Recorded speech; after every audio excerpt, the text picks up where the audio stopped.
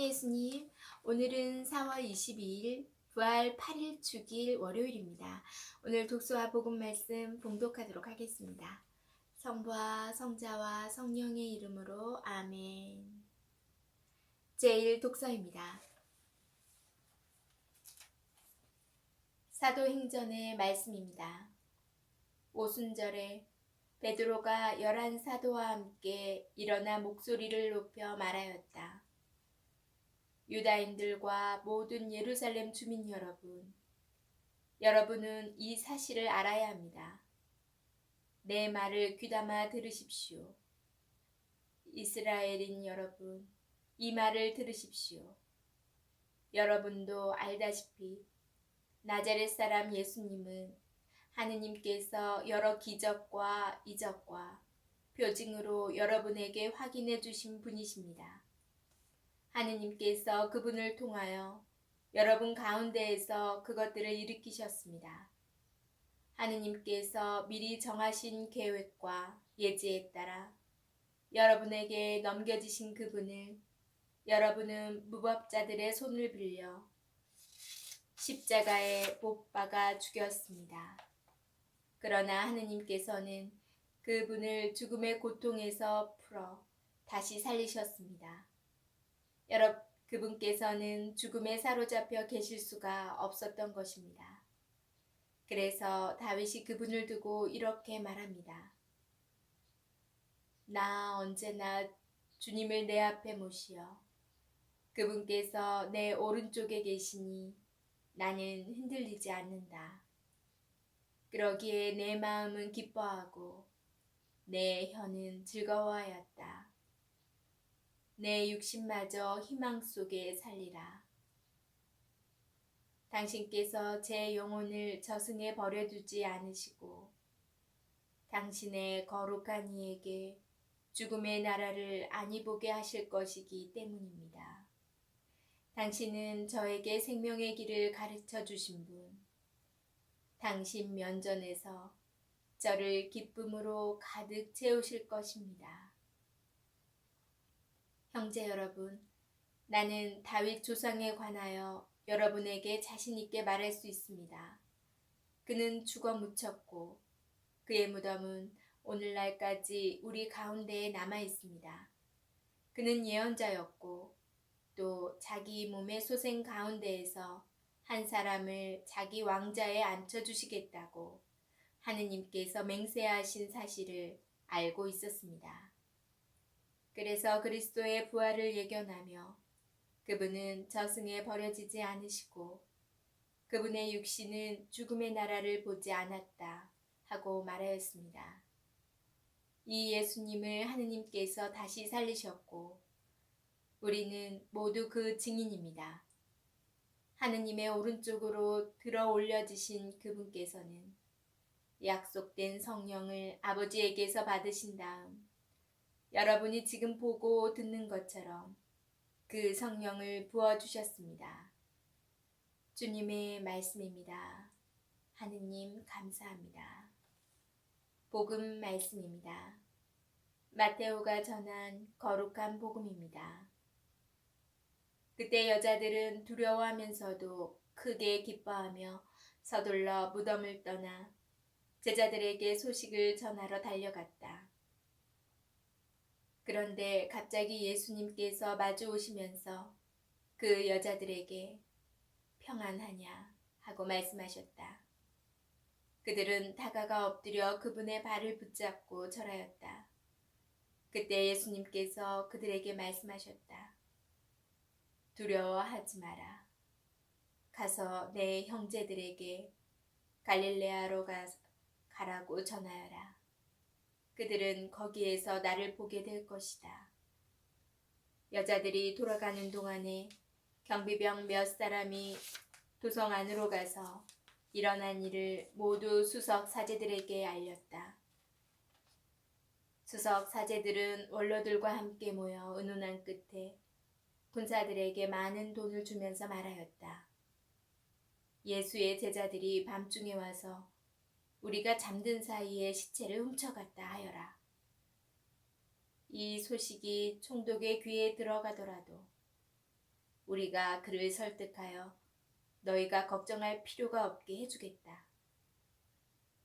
경비병들은 돈을 받고 시킨 대로 하였다. 그리하여 이 말이 오늘날까지도 유다인들 사이에 퍼져 있다. 주님의 말씀입니다. 그리스도님 참여합니다. 잠시 묵상하겠습니다. 부활 8일의 교회는 계속 예수님의 부활을 축하하며 아타나시오 성인이 말하였듯이 연속적인 큰 주일, 곧 부활 50일을 지냅니다. 예수님의 부활은 역사의 한순간이 아니라 인간의 전 역사, 인간의 생명과 죽음의 정점을 이루고 이를 설명해 줍니다. 부활 8일의 복음은 부활하신 예수님의 발현을 중심적으로 다룹니다. 독서들은 사도들의 첫 설교를 담은 그리스도교 공동체의 초기 여정을 반영해 줍니다. 오늘 복음은 주님 부활에 관련된 두 이야기를 전합니다.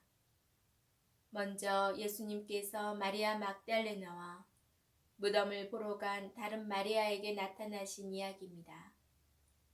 그들은 무덤에서 천사의 말을 듣습니다. 너희가 십자가에 못 박히신 예수님을 찾는 줄을 나는 안다. 그분께서는 여기에 계시지 않는다. 말씀하신 대로 그분께서는 되살아나셨다. 서둘러 그분의 제자들에게 가서 이렇게 일러라. 그분께서는 죽은 이들 가운데에서 되살아나셨습니다. 그 다음 예수님께서 친히 그 여자들을 만나 이르십니다. 두려워하지 마라. 가서 내 형제들에게 갈릴레아로 가라고 전하여라. 그들은 거기에서 나를 보게 될 것이다. 복음의 둘째 부분은 예수님의 빈 무덤을 다룹니다. 수석 사제들과 원로들은 궁리한 끝에 부활의 유일한 직접적인 증인들인 군사들을 매수합니다.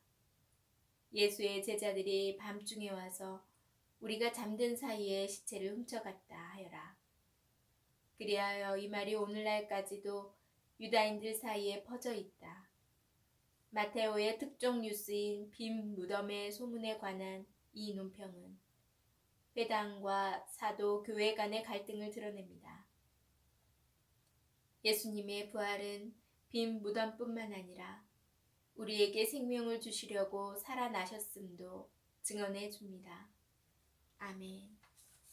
성부와 성자와 성령의 이름으로 아멘. 자, 어제 부활 대축일부터 시작해서 부활 시기가 시작되었습니다. 여러분 어떻게 좋은 부활 맞이하셨나요? 여기 부활 시기에 관한 또 내용이 있어서 한번 함께 낭독해 보도록 하겠습니다. 예수님의 부활은 그리스도교 신앙의 핵심이다. 그러므로 이를 기념하고 제언하는 주님 부활 대축일은 가장 장엄하고 중요한 축일이며 또한 가장 오랜 전통을 지니고 있다. 3세기 초까지 교회에는 이 부활 축일 뿐이었다. 부활 시기는 주님 부활 대축일부터 부활의 신비를 완성하는 성령 강림 대축일까지 50일 동안 이어진다. 교회는 파스카 시기라고도 하는 이 부활 시기를 마치 하루의 축일 또는 하나의 큰 주일처럼 지내는데 예로부터 은총이 가장 많은 시기로 받아들여 왔다. 초기 교회에서는 부활 축제를 파스카 성회에서 시작하여 그 다음날 해가 질 때까지 가지다가 부활의 기쁨을 더욱 누리고자 부활 8일 축제를 지내기 시작하였다. 여기에 또다시 부활을 기념하는 6주간의 전례가 더해져 오늘의 부활 시기가 등장하게 되었다. 주님 부활 대축일의 날짜는 해마다 달라지는데 교회는 충분히 지나고 보름날이 지난 다음에 오는 첫 주일로 결정하였다. 부활 시기의 특징은 알렐루야를 노래하며 전례적으로 감사와 기쁨을 드러내는 데 있다. 이 시기에는 사순 시기에 금지했던 알렐루야와 대영광송을 다시 노래한다. 그리고 부활 시기에는 평일에도 전례를 거행할 때마다 부활하신 주님을 상징하는 파스카초를 제대 옆에 켜놓는다. 제2 바티칸 공의회의 전례 계획 이후로 부활 시기가 끝난 다음에도 세례 때나 장례 미사 때 파스카초를 밝히도록 하였다. 부활 시기에 사제가 입는 제2의 색깔은 기쁨과 새로 태어남을 나타내는 흰색이다. 이렇게 부활 시기에 대해서 잘 알아보고 저희가 이제부터 부활을 시기를 잘 보내시면 되겠습니다. 예수님께서 부활하시고 처음 여자들에게 나타나서 하신 말이 평안하냐 하고 물으셨습니다. 우리가 늘 평안하고 행복하길 바라시는 주님의 마음이 아닐까 합니다. 주님의 뜻대로 늘 평안하고 행복하고 기쁘고 감사하는 하루하루가 되시기 바랍니다. 저는 내일 다시 만날게요.